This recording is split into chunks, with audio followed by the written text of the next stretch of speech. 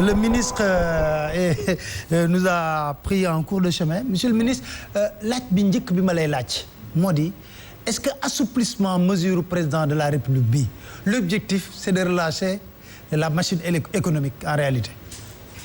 Est-ce que le micro est ouvert hein? Je pense que le micro voilà, allez-y monsieur le ministre. Directement, allez-y monsieur le ministre. Voilà, c'est bon, c'est ouvert, allez-y. Allez-y. Voilà.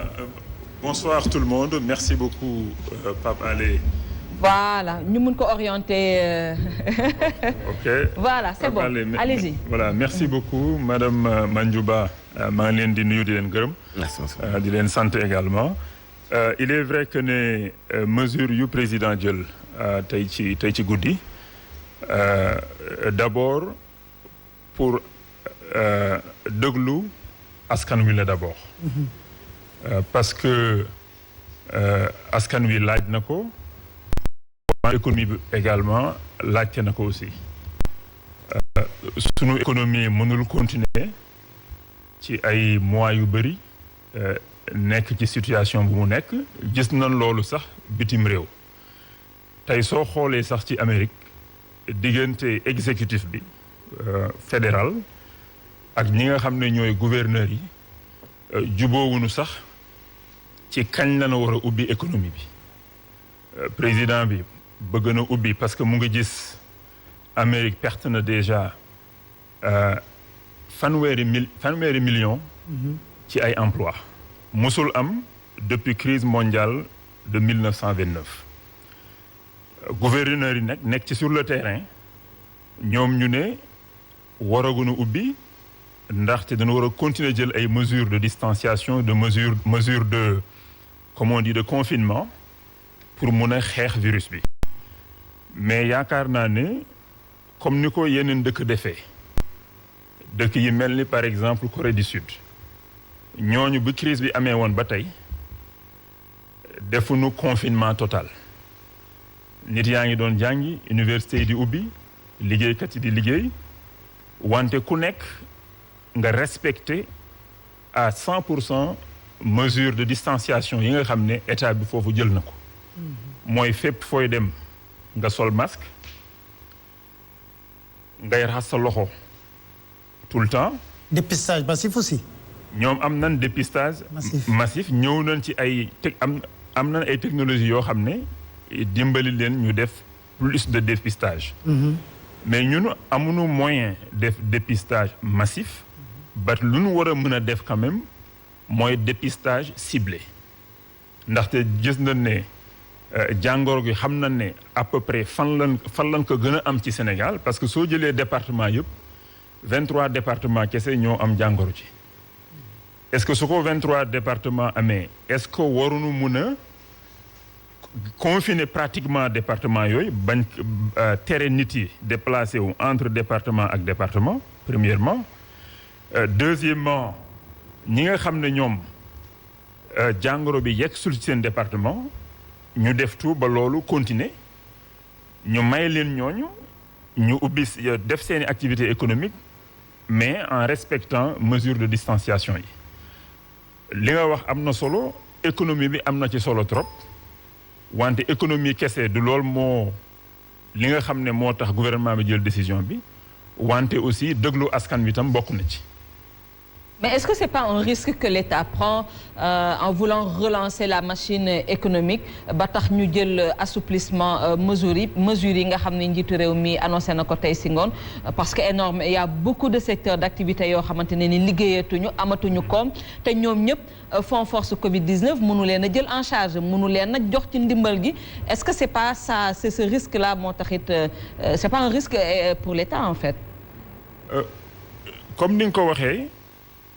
Fonds force Covid mënul jël ñëpp wante ñu ngi ciy def ay jéego yu rëy te commencé nañ ci fonds force bi commencé na sax joxe ñi nga xam ne dañ ci war a jot commencé nañ leen jox liñ leen ci war a jox banques yi ñu ngi commencé aussi lebale ci fonds ci financement du 200 milliards bi nga xam ne ñun joxe nañ ko semaine prochaine sax ñoom dinañ commencé joxe ay prêts concessionnels pour ñu jàppale ñi nga xam ne ñoom ñoo yor ay entreprise ndax ñu bañ a licencié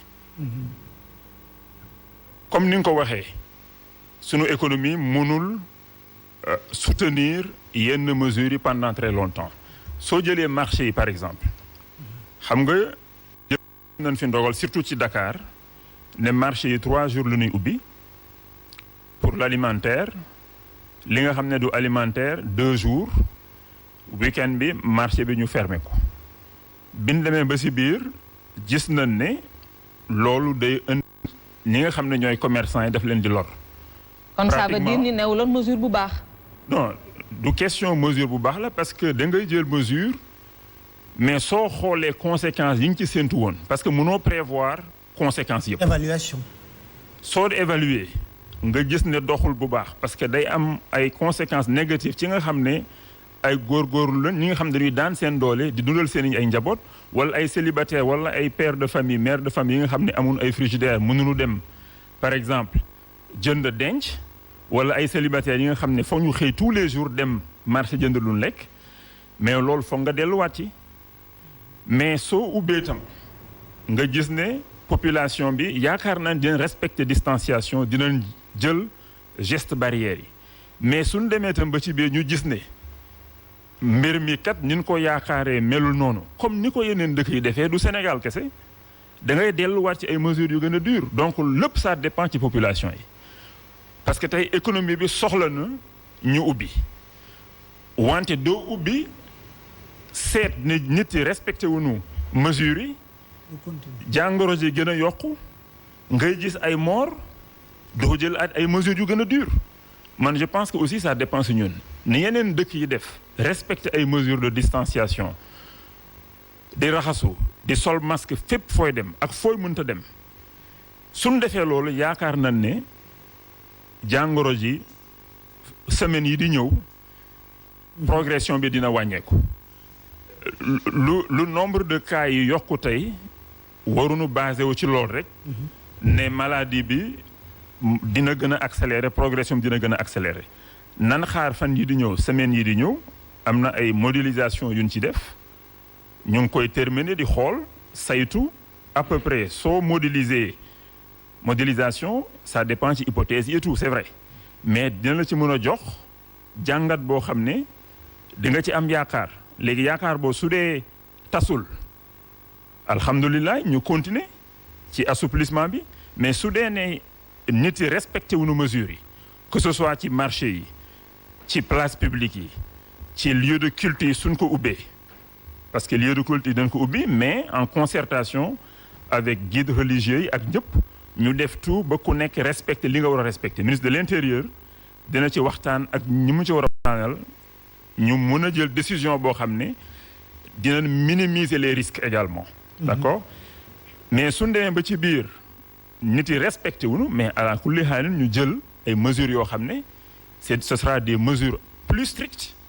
Par rapport à ça. Par rapport à la situation qui est donnée. Alors Thioune, vous avez eu des interpellations il était absent bëgg naa nga dellu soit ci interpellation yi mu indi ci ay clarification. jërëjëf Pape Alé may kontaan loolu di déglu ministre Hott di saluer aussi présence am si plateau bi may rappeler rek dañoo nekk si moment contexte boo xam ni vraiment moment bu crucial la pour suñu économie te économie. boo koy xayma di ko jàngat dafa am ay ponk yooyu jukki dafa am si looy sukkandiku pour mën ko xayma mais aussi si ay leviers yoo xam ne si nga koy joyante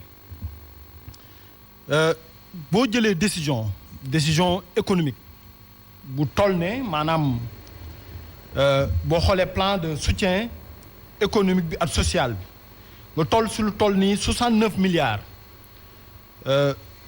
pour yóbbu ci wàllu denrée soutien aux ménages 64 milliards soutien au secteur de la santé diaspora bi 12,5 milliards 18 milliards pour le paiement d'eau et d'électricité ainsi de suite 200 milliards yi ñu naan dañuy alléger dette fiscale donc soo ko xoolee ressources yoo xam ne la tey daanaka état da ciy renoncé wu ndax jàngoro gi tax na ba fa mu daan jëlee ressources amatul mais ressources yi mu am da koy jël di ko injecté ci économie bi pour dundal ko gisoon nañ ko fi ci jamonoy crise 2008 bi nga xam ni États-Unis gouvernement américain dafa mujj injecté liquidité bu bëri. def ko ci économie bi. lu baax la ay la yéwén waaye soo jëlee décision yu toll noonu da nga koy xayma dafa am lu ñu naan coût il faut nga évaluer coût bi décision bi évaluer effectivité bi c'est-à-dire niñ ko def nañ ko niñ ko defee évaluer efficacité bi ak efficience bi ma ñëw si boo xoolee ci ñaari weer président wax na ko si discours am si ñaari weer lañ dund pandémie bi boo xoolee le 23 mars moo nekkoon premier discours bi on était à 36 cas 36 cas mu jural ñu décision yu toll noonu tey ñu ngi le 11 mai 1886 cas ñu def assouplissement donc ay la yoon war nañ évaluer nag 2 mois yooyu effort yooyu état def ana lan mooy effectivité bi lan mooy efficacité bi ma dut si ñaari baaraam ñaar laa ci jël. benn bi dama waxoon ne dama takkoon évolution wu pandémie bi si ñeenti scénario bu njëkk bi si ñetti weer laa waxoon ne bu fekkee vraiment l'état ak décision yu mu jël population bi ànd si ñu arriver à une maîtrise rapide de la pandémie en 3 mois mesures yi dina ko mën a kii ndax dina mën a baax.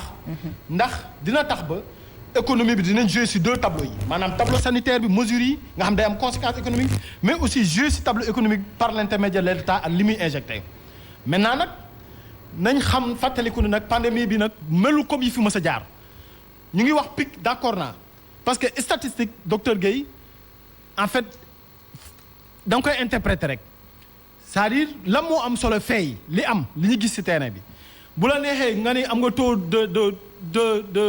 de chômage de 2% mais ça dépend ci ban base ak noo koy interpréter donc man jàpp naa ni cas yi dafa gën a yokk d'autant plus que base bi nga xam ni ci lañ sukkandiku pour def test yi dafa la élargi wu donc cas yi day gën a yokk ay la yéwén pic moom dëgg la dinañ ci dem mais man li ma gën a redouter mooy 2e vague bi te loolu dafa mel ni sóoraale wuñ ko. mën na am possibilité 2e vague. ndax pays yeneen 2e vague mooy mu gën a yokk mu dellu si ak doole. te bu boobaa président wax na ci discours am ne bu mu consulter maanaam ñi seen xam-xam màcc nee nañ ko fii ak août wala septembre dana jeex boo xoolee août ak septembre fii ak pandémie bi donc dina dund 6 mois de crise sanitaire. maintenant 6 mois de crise sanitaire def nga 2 mois defoon mesure drastique yi. après assouplir. il te reste encore 4 mois de crise à vivre bu fekkee moom si li mu sukkandiku pour assouplir si décision yooyu. experts yi jox ko donc na xam ne donc amaat na possibilité yeneen 4 mois que les populations dund crise bi. maintenant ay la yowén bu boobaa. jàpp naa ni kon jooyante bi. faw ñu xoolaat nag évaluer coût yi évaluer efficacité bi ak efficience bi. une réaction par rapport à ça. man nag man amoon naa njàkkare bi ma déggee président ba pare waaye dafa yokku bi ma déggee ministre bi wax. pourquoi. parce que dafa mel ni réajustement yi ak allègement yi li ko dicté. pression sociale. mooy l'économie et non le sanitaire te nag. président état d'urgence sanitaire la décrété dañ toll ci jamono joo xam ne bépp décision bu ñuy jël li nga xam ne moo ko war a suuxat moo ko war a motiver. ça doit être surtout l'avis médical et l'avis sanitaire. or j'ai comme l'impression bi ma déggee ministre ba pare ak bi ma déggee président le soubassement est économique. que le soubassement est davantage économique que sanitaire te li koy firndeel mooy parce que docteur directeur man mënuma comprendre ñu ni ma maladie bi dafay wàññeeku waaye yokku dafa yokku au contraire bi nga xamee ni ñu ngi séntu maladie bi mu dugg Sénégal capacité lii yi ñu jëloon mi ngi yemoon ci 500. 500. ñu dem mbir feebar yi contamination yi di am ba ñu weesu ko ministre de la santé jëlaat yeneen 200 lits supplémentaires yokku ci terewul ñu dem ba mbir mi jéggi dayoo ba bu yàggul ñu ni léegi nag dañuy def sax traitement extra hospitalier c'est-à-dire ñi nga xam ni ay cas asymptomatiques lañu dañ leen di génne ci hôpital ak centre de traitement dédié yi yóbbu leen ci ay bërëb yu ñu jagle pour di leen faj donc kooku munoo gëmloo nit ñi que ni mbir mi yokkuwul muy benn ñaareel bi pays yi nga xam ni dañoo allégé dañoo xaar ba yëgg ci pic parce que loolu lay épidémie di doxe épidémie courbe pyramidale lay am c'est-à-dire day tàmbale ci suuf yéeg ba yegg ci njombantal bi commencé wàcc. cloche. ñoom nag dañoo dem ba ci njombantal bi ba xam ne mi ngi wàcc. tey jii boo xoolee Allemagne boo xoolee France boo xoolee Italie. boo xoolee Espagne da nga gis ñu ngi wàcc. ñu méngale allègement bi ak ni courbe bi di wàcce muy benn Sénégal nag dafa mel ni yeggagul ci pic di allégé benn. ñaareel bi directeur wax na ko sànq dëkk yi nga xam ni commencé nañu assouplir. allégé ba nekk ci déconfinement gis nañ rapidement ni nga xamee ni am na ay nouvelles vagues yu dessiné wu gis nañ ko Allemagne. ba ñu mujj tëjaat ñaari landar. ndegam dëkk yooyu ak ni ñu xamee seen askan ci topp discipline ak rigueur ak tëralin ñoo mën a dem ba assouplir rek wàllante bi commencé mel ni wat tulleeg màlle waxatuma nag réew mu mel ni suñu bos. parce que ñëpp xam nañ fii réew mi ni muy doxee muy ñaar.